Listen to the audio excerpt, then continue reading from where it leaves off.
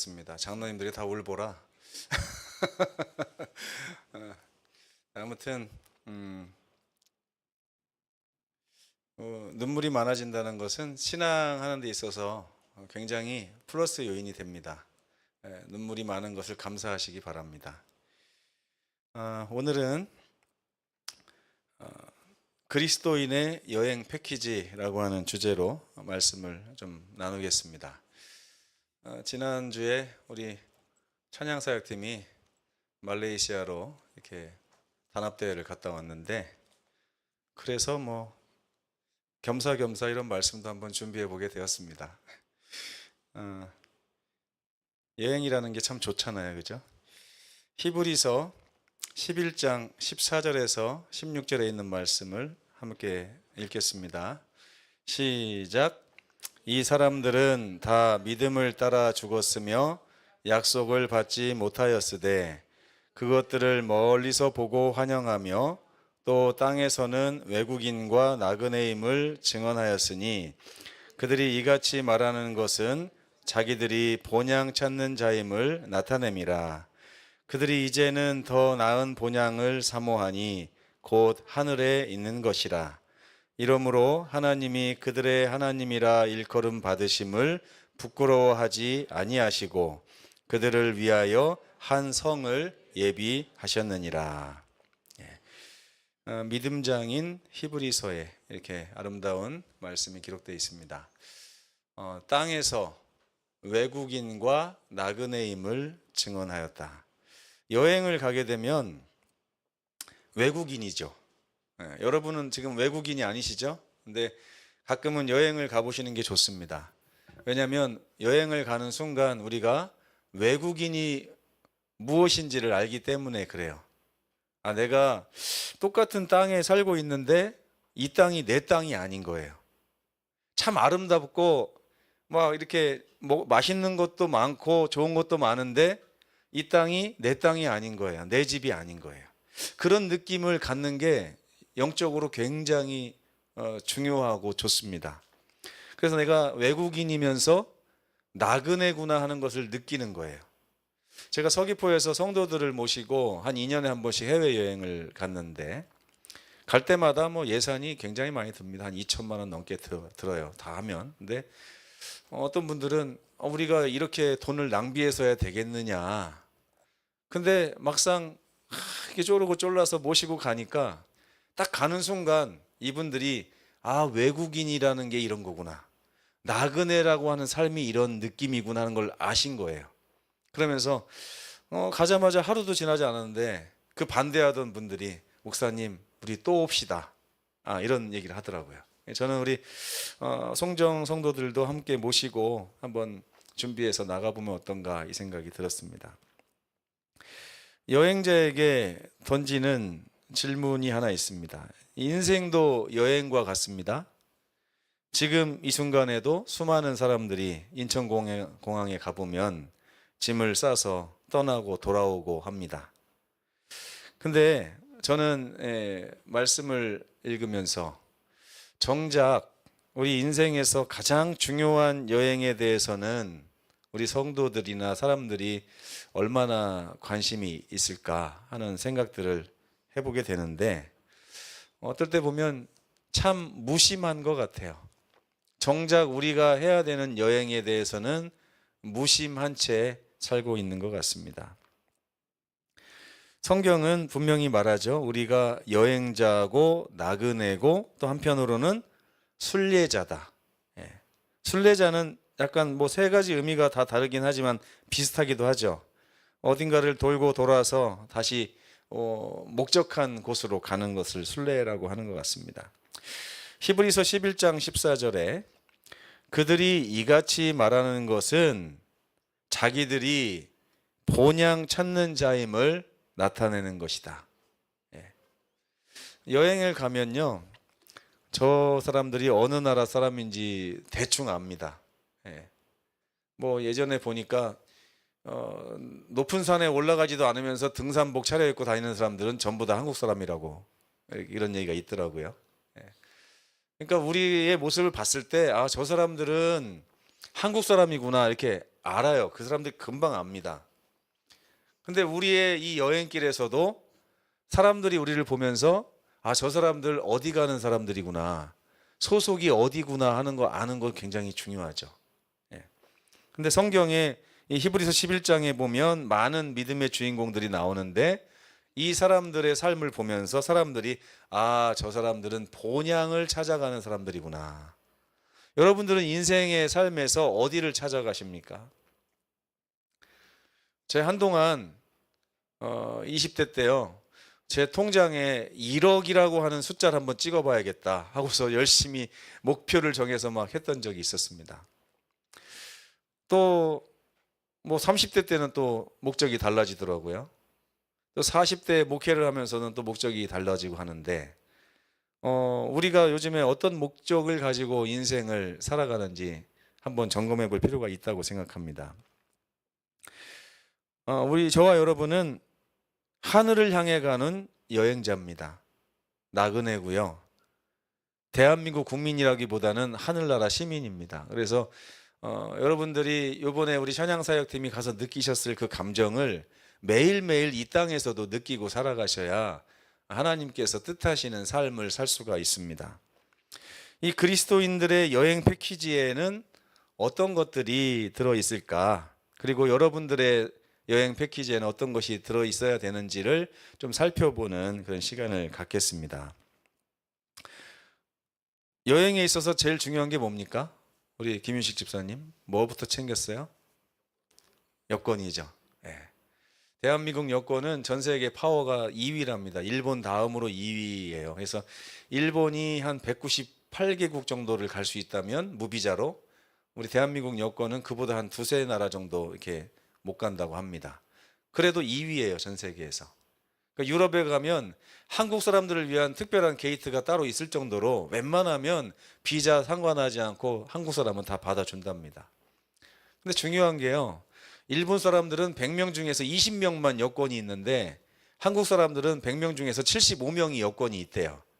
그러니까 일본 사람들의 여권이 파워가 좋은 것은 그만큼 국민 중에서 잘 사는 20%만 해외를 가기 때문에 여권 파워가 있는 거예요.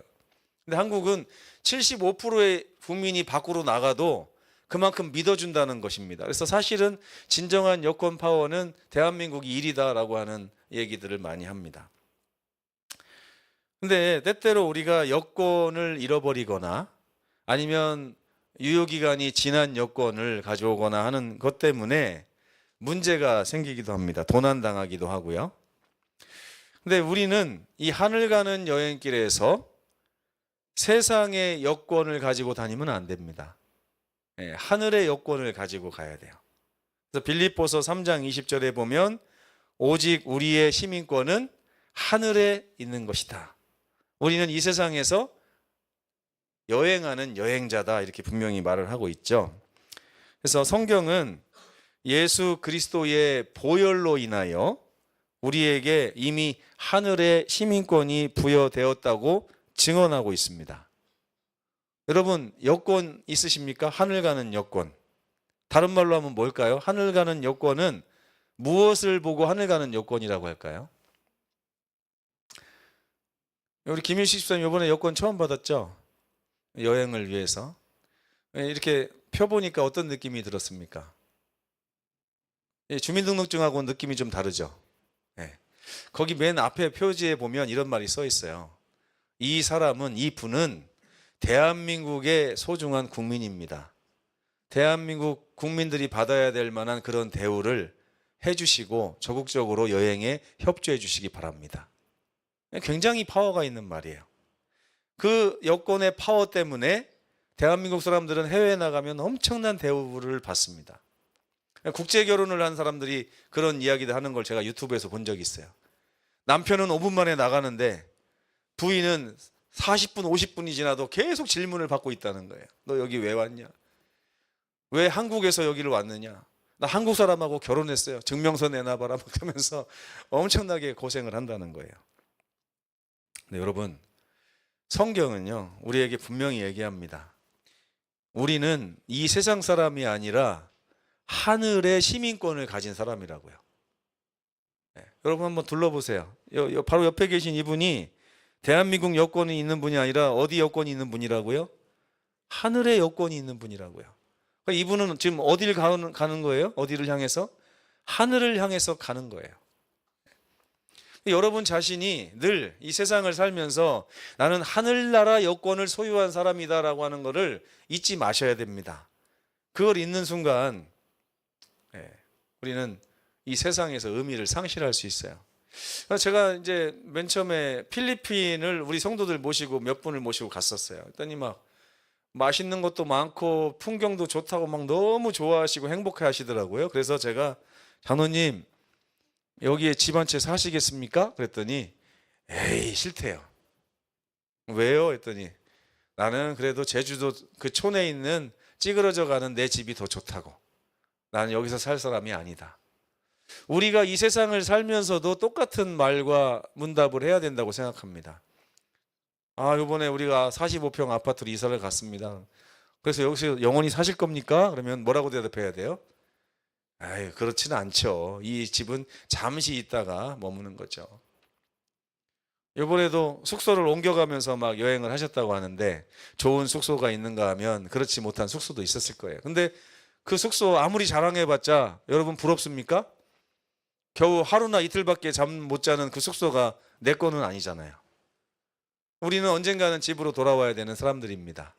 하나님께서 저와 여러분을 하늘에서 영원히 살도록 계획하시고 우리에게 그 하늘의 시민권 주셨기 때문에 여러분들 이 세상에서 30평 아파트에 살든 50평 아파트에 살든 아무 의미가 없어요. 지난주에 제가 또 집에 갔다 왔어요. 저희 고향집에 갔는데 전세 기간이 다 돼가지고 또 아파트를 구하러 다녔는데 뭐 34평짜리도 있고 뭐 47평짜리도 있고 55평짜리도 있고 막 그렇더라고요. 근데 제 눈에는 그렇게 의미가 있어 보이지 않았어요. 이제 부모님이 어떤 집인가 좀 보겠다고 하면 쫓아다니시는데 이렇게 걸음걸이가 늦으셔가지고 잘 못 쫓아오시니 복덕방 그 사장님이 막 답답해가지고 한참 기다리고 하는데 제가 부모님을 물끄러미 보면서 그런 생각을 했어요. 이렇게 걸음도 잘 못 걷는 분들이 새 집에 간다고 그래서 얼마나 사시겠나. 그런 생각이 들면서 지금 이 세상의 집을 보러 다니는 것보다 더 중요한 게 우리 하늘의 집을 날마다 생각하면서 내가 하늘에 가서 어떤 집에 살 것인가 이런 걸 생각하는 게 더 좋지 않겠나 이런 생각을 다시 한번 하게 됐습니다. 지난 한 주일 동안에 저도 한번 이렇게 여행 간 분들을 생각하면서 나도 예전에 여행을 많이 다녔었는데 하는 생각을 했어요. 그 중에 한 의미 있는 여행을 제가 여러분에게 소개를 해드리겠습니다. 비행기가 한 대 있죠. 여기가 일본 간사이 공항인데 제가 일본을 처음 갔을 때 탔던 비행기가 이 피치 항공, 복숭아 항공이죠. 복숭아 항공 비행기를 타고 일본에 내려서 이렇게 여행을 2012년인가 그때 12월 달에 갔었습니다. 갔더니 이제 여행사를 통해서 가서 이제 관광버스를 타고요. 그다음에 오사카를 향해서 이렇게 가는데 가다 보니까 이제 고베가 보이는 거예요. 고베가 참 예쁘더라고요. 전통이 많은 그런 도시였고 여기 가면 또 유명한 랜드마크 배 모양으로 디자인한 호텔이 있더라고요. 그리고 여기에 보면 이 고베항은 이 바다에 있어요. 그래서 바다를 다리로 건너가지고 가서 육지로 이제 도착을 하는데 여기 보니까 원폭 피해 입은 뭐 그런 장소도 있고 했었습니다. 사진을 뭐 한 13년 지난 거 봐도 막 굉장히 마음이 새롭고 좋더라고요. 언젠가 우리 이번에 말레이시아 사진도 좀 보여주시기 바랍니다. 굉장히 그 기억들이 새롭고 가보니까 차들이 다 왼쪽으로 다니면서 문이 다 운전석이 오른쪽에 있더라고요. 도시도 참 깨끗하고 좋았어요. 그리고 오사카에 도착했더니 여기가 유명한 대판역입니다. 대판이 오사카잖아요, 그죠? 오사카 스테이션이 엄청나게 건물이 높아요. 뭐 한 50층 넘는 것 같아요. 거기에 갔더니 도톤보리 또 유명한 도톤보리 그 수로도 있죠. 여기 오사카를 이렇게 흐르는 여기에 아주 많은 음식점들도 있고요. 제가 청수사라고 하는 절도, 그다음에 동문사라고 하는 절도 이렇게 다녀왔어요. 굉장히 사람들이 많습니다. 그리고 그 동문사의 어딘가에 이런 걸 남기고 왔어요. 이 사진 보니까 이제 있더라고요. 2012년 12월 11일 우리 가족 사랑해, 은영이도 사랑해, 단우도 사랑해, 다나도 사랑해 이렇게 남기고 왔어요. 오늘 보니까 새롭네요. 근데 사실 이 여행을 간 것은 한 폭포를 가기 위해서였습니다. 누노비키라고 하는 폭포가 있는데 일본말로 뭐 오타키라고 하는가 봐요. 아니, 노타키? 누노비키 노타키. 노타키가 폭포 같습니다. 근데 이 폭포는 아무도 찾지 않는 뭐 관광지도 아닌데 우리에게 좀 의미가 있어서 갔었어요. 이 산길을 가지고 한 등산을 30분 이상 해야만 나타나는 그런 폭포인데 크지도 않습니다. 물줄기가 이 정도밖에 되지 않는 그런 폭포고 밑에 웅덩이가 있는데 이 정도. 근데 여기가 무슨 장소냐면 우리나라 최초의 재림 성도 2명, 손흥조, 이응현 씨가 미국으로 하와이로 도미하다가 여기서 복음을 받아들이고 이 산까지 한 40분을 올라가서 거기서 이렇게 침례를 받은 최초의 침례받은 장소예요. 여기에 우리가 제주도에 있는 7명의 목사님이 함께 여기를 이제 답사를 간 거죠. 그래서 이렇게 저까지 포함해서 7명이 다녀왔습니다. 근데 사실은 지금 6명이죠. 7명 아니죠. 사진 찍은 분이 관광객이 다른 분이에요. 근데 왜 7명이 갔어야 되는데 6명이 갔을까요? 한 목사님이 인천까지 잘 와가지고 비행기를 타려고 하는데 여권을 딱 이렇게 보니까 빵꾸가 뽕뽕 난 여권을 가져온 거예요. 그 당시에 우리 사모님들한테 비밀로 합시다 해가지고 몰래 갔다 오려고 하다 보니까 이 목사님이 집에서 이제 혼자 막 챙기다 보니까요. 여권을 만지작 하면 들킬까봐 불이 났게 책상 서랍에서 꺼내서 가져와서 보니까 빵꾸가 나 있는 거예요. 그러니까 옛날에 여행 다닌 흔적들을 그냥 간직하고 싶어서 여권을 버리지 않고 새로 갱신한 여권을 가져와야 되는데 잘못 가져온 거예요. 그래서 어떻게 해요? 인천공항에서 다시 제주도로 돌아갔어요. 혼자만. 그래서 이 사진을 보니까 6명만 일본 여행을 한 것입니다. 여권이 이렇게 중요해요, 여러분. 제가 여권 얘기하다 보니까 이 생각이 나서 여행 이야기를 잠깐 곁들였는데 하늘 가는 우리 백성들은 항상 여권을 챙겨야 됩니다. 내가 하늘나라 백성이라는 거, 내가 하늘의 시민이라는 거를 늘 잊지 말고 이 세상 살면서 내가 이 세상에서 영원히 살 사람이 아니다. 나는 언젠가는 주님 오시면 그 하늘에 갈 것이다 라고 하는 생각으로 사셔야 된다는 것입니다. 근데 여행을 제가 이날 가는데요. 제주공항에 딱 모였는데 저는 이제 일주일 동안 살 짐을 이 큰 캐리어, 그것도 큰 거에다가 넣어가지고 딱 갔는데 나머지 목사님들은 다 배낭만 하나 메고 온 거예요. 제가 이 가방을 끌고 다니느라고 일주일 동안 얼마나 고생을 했는지 모릅니다. 버릴 수도 없고. 근데 이분들은 일주일 동안 여행을 하면서도 옷을 이틀이나 3일분밖에 안 가져오고요. 그다음에 짐도 거의 없어요. 아니, 짐도 어떻게 안 가지고 여행을 오십니까 했더니 김 목사 한번 가봐. 이제 다음부터는 나처럼 될 거야. 일주일 동안 그 짐을 낑낑대고 끌고 다니면서 숙소로 옮겨가면서 얼마나 고생을 했는지 그 다음부터 제가 여행 고수들은 짐을 안 가지고 다니는구나. 그래서 제가 속옷이 부족하면 어떻게 하려고 그래요? 했더니 가서 그때 하나씩 사면 돼. 이렇게 말을 하는 거예요. 옷도 필요하면 사면 되고 이렇게 얘기하더라고요. 여행을 많이 다녀본 사람들의 특징은 짐이 가볍다는 것입니다. 근데 우리 성도들 가운데 이 여행길에서 짐이 많은 분들이 너무나 많습니다. 짐이 많아요. 근데 짐을 잘 구별할 줄 알아야 지혜로운 여행자라고 할 수가 있겠습니다. 가져갈 것이 무엇이고 두고 갈 것이 무엇인지를 분별할 수 있는 능력이 있어야 돼요. 꼭 이 여행길에서 필요한 것인가? 내가 없어도 될 거를 지금 등에 짊어지고 다니지는 않는가? 그런 걸 좀 따져봐야 됩니다.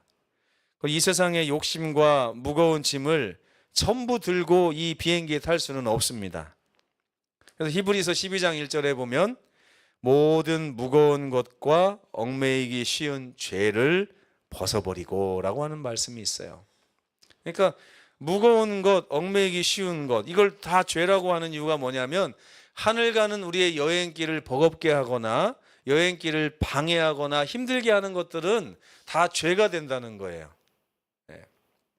여러분들이 지금 무엇인가를 바라고 있다면 그 바라는 것이 혹시 하늘 가는 길에서 방해가 된다, 그럼 이것도 죄가 된다는 것입니다. 우리의 짐을 무겁게 한다? 죄가 된다는 거예요. 두 번째는요, 좋은 여행사를 선택해야 됩니다. 여행사 잘 만나는 게 굉장히 중요해요. 여행사 잘못 만나면 어떻게 되는지 아십니까? 쇼핑만 하러 다닙니다. 쇼핑만. 돈도 엄청 써야 되고 여행은 제대로 못하고. 근데 의외로 신기하게도 하늘의 여권을 챙겼으면서도 잘못된 여행사를 만나서 고생하는 분들이 많습니다. 이 영적으로 여행사가 몇 개 있는지 아십니까? 영적으로 여행사가 두 곳이 있어요. 하나는 하나님 여행사고 하나는 사탄 여행사입니다. 예. 요한일서 2장을 보면 이런 말씀이 있습니다. 이는 세상에 있는 모든 것이 육신의 정욕과 안목의 정욕과 이생의 자랑이니 이것들이 다 아버지께로부터 쫓아온 것이 아니요 세상으로부터 쫓아온 것이다. 이 세상의 여행사들은요, 그 여행 패키지를 뭘로 가득 채우냐면 육신의 정욕을 만족시킬 수 있는 여행지, 안목의 정욕을 만족시킬 수 있는 여행지, 그리고 이생에 뭔가 자랑을 할 만한 여행지로 우리의 여행을 꽉꽉꽉 채워가지고 우리에게 소개하는 여행사입니다.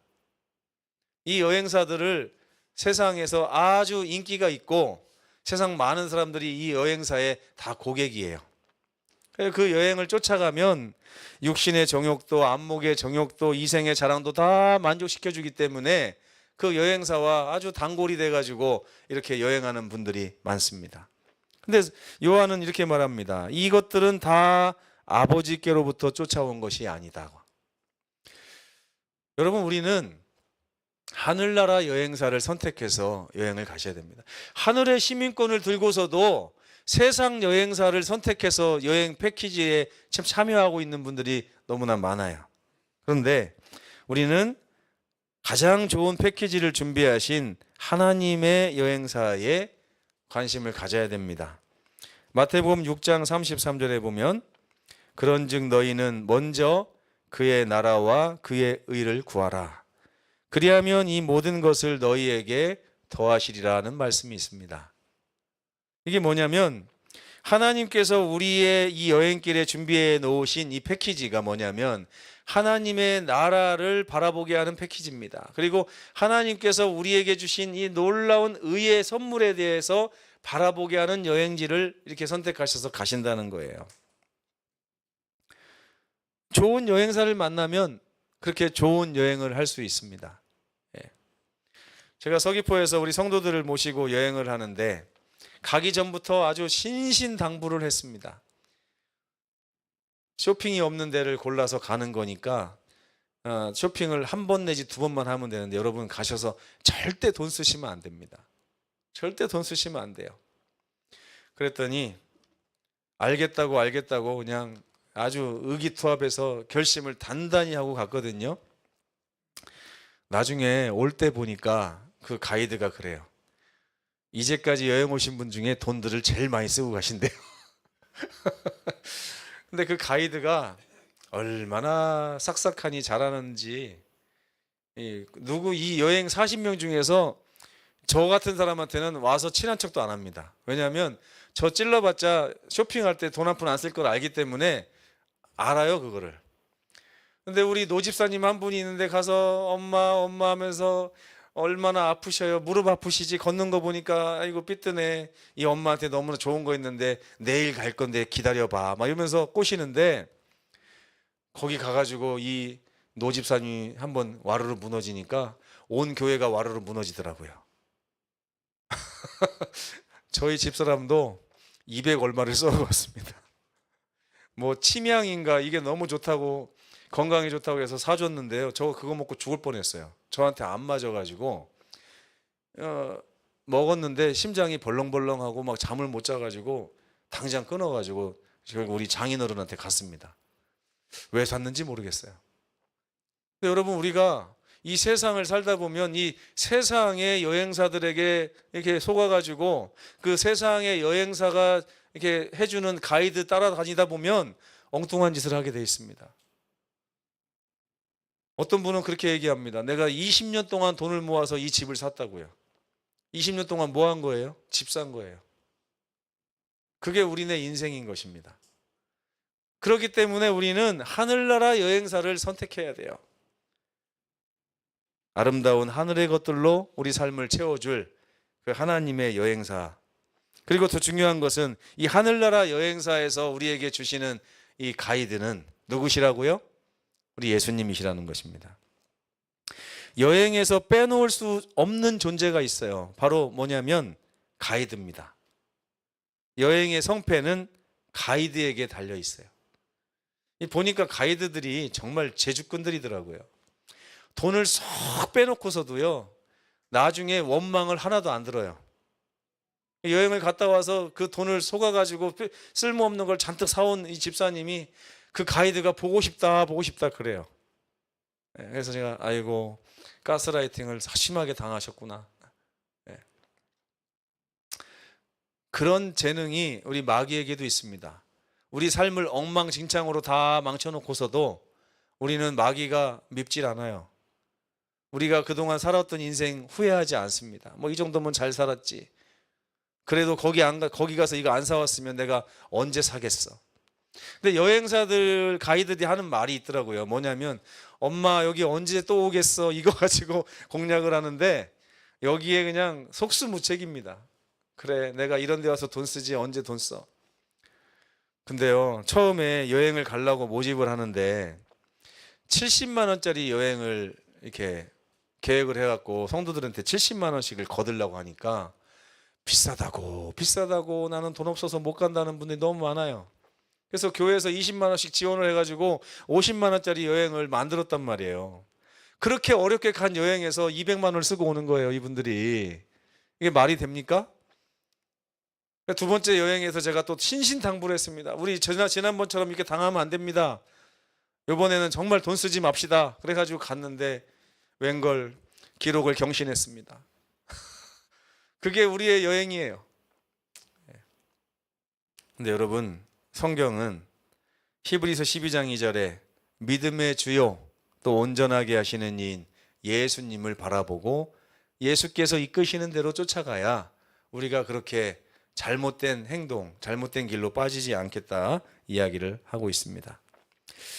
제가 아까 일본 여행에서 아주 특별한 경험을 했었어요. 청수사라고 하는 절을 갔는데 너무 사람도 많고 이쁜데 막 구경할 게 너무 많더라고요. 근데 가이드가 관광버스에서 내리기 전에 뭐라고 얘기하냐면 이 길로 쭉 가서 구경하시고 이 길로 쭉 오셔서 버스에 타셔야 됩니다. 그렇지 않으면 여러분 버스 놓칠 수가 있어요. 근데 제가 갔는데요, 그 길 옆으로 그 아주 멋진 그 가게들이 있는 길이 또 하나 이렇게 나 있더라고요. 여기 잠깐 갔다가 내가 먼저 왔으니까 다른 일행들하고 합류해야 되겠다. 그래가지고 그 길로 접어들었어요. 그 접어들어가지고 이 가게 저 가게 막 구경하면서 내리막길이더라고요. 쭉 갔는데 왠지 이게 왼쪽으로 이렇게 좀 틀어지는 길이에요. 그래서 아, 이 길도 가다 보면 아까 그 길하고 만나겠지 하는 생각이 들었어요. 그래서 가이드의 말을 염두에 뒀지만 어쨌든 아, 이 길을 가서 만날 거야. 그러고서 계속 그 길로 걸어갔습니다. 나중에 제가 여행에 돌아와서 그 지도를 다시 한번 이게 구글로 찾아봤더니요, 갈수록 멀어지는 길이더라고요. 갈수록 멀어지는 길. 나중에 시간을 봤더니 10분밖에 안 남았는데 제가 구글 지도를 쳐갖고 보니까 1.5km를 가야 되는 거예요. 시간은 10분밖에 안 남았는데 얼마나 열심히 뛰었는지 모릅니다. 땀을 펄펄 흘려가면서 뛰었어요. 근데도 5분이 늦어가지고 갔더니 관광객들이 다 뿔이 난 거예요. 어떤 사람이 안 와가지고 우리가 이 여행을 5분씩이나 지체를 하느냐. 갔더니 우리 목사님들 5분이 저를 보면서 아니 김신민 목사 어디 갔어? 큰일 났네. 여기 놓고 가야 되나 막 별 얘기를 다 하면서 그렇게 하더라고요.